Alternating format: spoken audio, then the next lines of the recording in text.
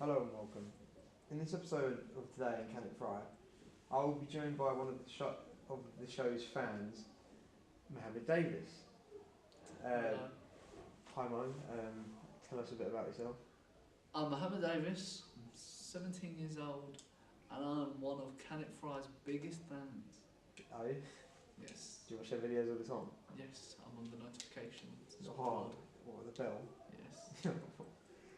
um, Obviously, you just said to them, why you love the topic of food. Uh, I'm a foodie, I love food. I cannot live without food. I Obviously. love everything about it. I'm also a very curious person. So, what Can It Fry does, it takes different things like toys, foods, objects, takes different things like that and actually fries them, which I haven't really seen anyone do lately. It's very unique and original. Okay.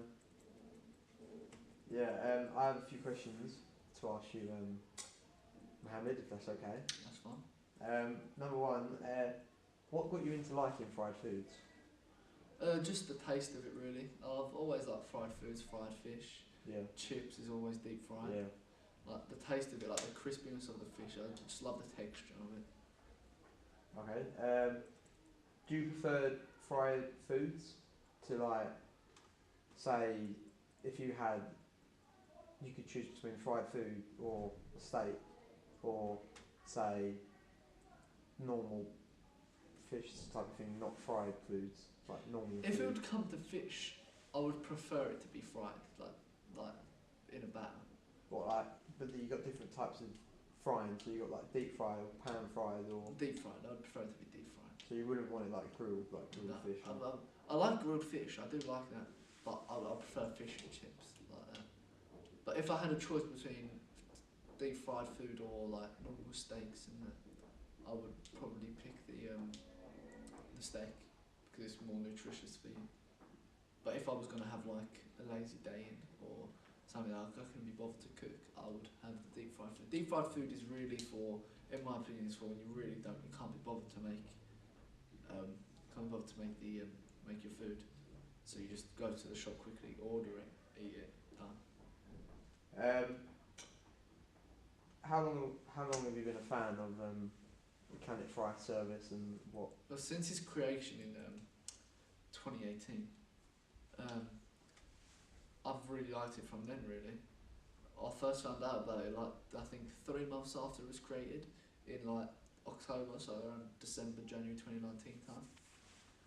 I first saw it and I was intrigued from it. Kept watching the videos, subscribed to them.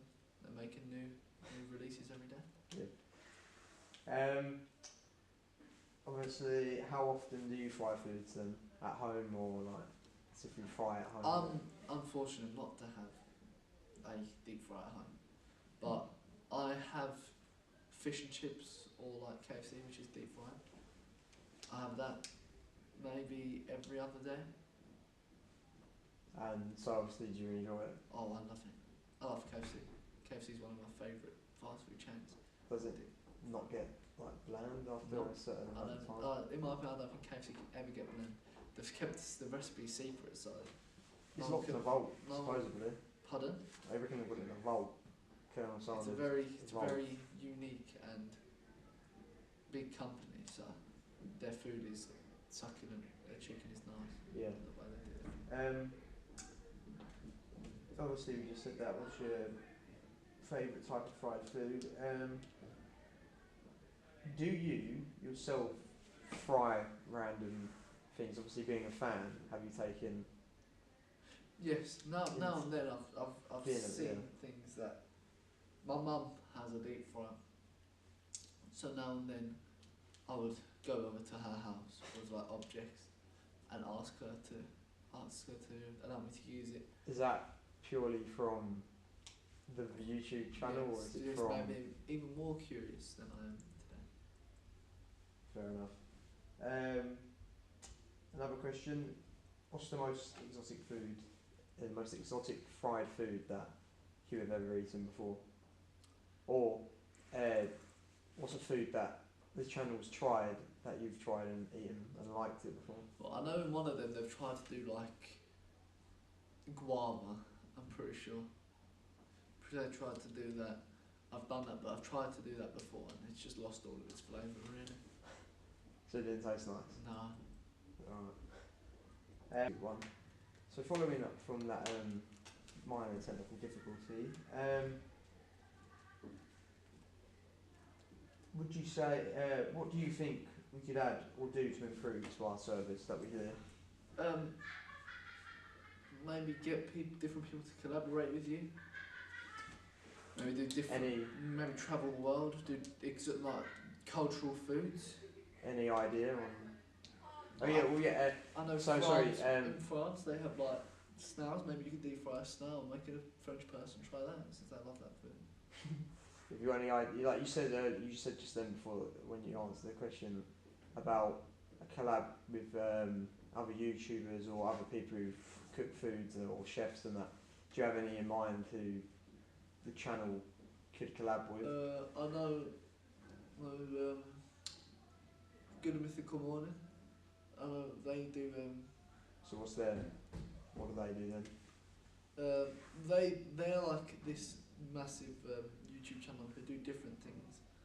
But on your topic about frying, they did do a frying test to see whether it will fry or not. But their channel isn't dedicated to frying, so. Anyone else? You could potentially get food review channels. Do you know any examples from them? Joey's World Tour. Yeah. Anyone else? Chicken Connoisseur. Chicken Connoisseur. Yeah. Isn't that the person who goes around London Eating chicken? Yes. Do you have you obviously where you're a fan of that, have you got your own channel that you do, or have you come up with any ideas of your own? I'm planning on making a channel about reviewing food, yes. What would that be like? So would that be, I don't know, what would it be about? Well, there are many vegetarian people in the world right now. Yeah. But in my research, I haven't really found any review channels which have like brung in that. So they don't really acknowledge the vegetarian people. So my idea was to create a YouTube channel, a food review channel, based on vegetarian options at different fast food chains, giving vegetarian people more knowledge on how it tastes and how it's like packaged and so on. Would you ever do a collab with Can It Fry? Maybe. Maybe. So what's the name of your channel? Well, my name's Mohammed, so I'd probably call it, shorten my name down to Mo. I'll probably just, and I have to have vegetarian in there, so probably be Mo's Veggie something. Do you have any idea on what that end bit could be? I suppose you could have Mo's Veggie. Don't know. You have to think about it. Probably have to begin with V to bring it more. Mo's Veggie Venture. No. Mo's Veggie Venture. Mo's Veggie. So getting back to some of the questions, I've only got a few more to ask you. What type of fryer do you prefer? So for example, like you've got a deep fryer, pan fry, or air fryer. What one out of the three would you want? Because obviously one's healthier than the other. Well, one will be healthier, one will be obviously more unhealthier due to the amount of oil intakes that they all have. And obviously, does one produce a better quality of fry? Well, obviously deep fry is the most popular one with like fish and chips being made from it. Yeah. But I'll probably have to say deep fry. Because obviously, well, why did you choose that? Because although it's probably the unhealthiest option because of how much oil's inside of it. Yeah. In my opinion, it's the most tasteful, it's the most nourishing, it's the most succulent. Like for example, I wouldn't want to air fry or pan fry fish or chips because it just wouldn't work. Although you can pan fry fish, I prefer to deep fry in the batter to make it crispy. Next question. What do you think would happen if you was to fry an apple? Do you reckon it would be better tasting? Do you reckon it would? If you was to fry an apple, like your video that I watched, where you deep fried a guava, I tried to do that and it lost all of its, didn't lose all of its flavour, but it lost its moisture from inside. So I think that if you was to deep fry an apple, I think the same thing is it would correlate with the guava because they're both a fruit. So if you could be on the show and you could choose two options or get to choose two things, for example, one object and one food, what would you pick and why? If you were on the show and it was your decision. So the object I'd probably pick would be something like a phone, because like I'll be curious, because I'm subscribed to many YouTube channels which do like experimental stuff that like put phones in water. So I'd like to see if like maybe a phone, whether it could survive a deep fry. So carrying on from the last video, what do you think like social media's effect is on like my type of channel, and what do you reckon I can do with social media? Obviously, everyone uses social media nowadays. Sorry.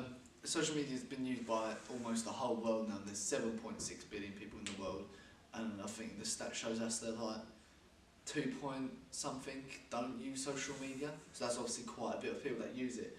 And YouTube, or the platform you're on, is also used every day by a lot of people. I think the stat that was shown was there was about 5.6 billion videos are viewed every day.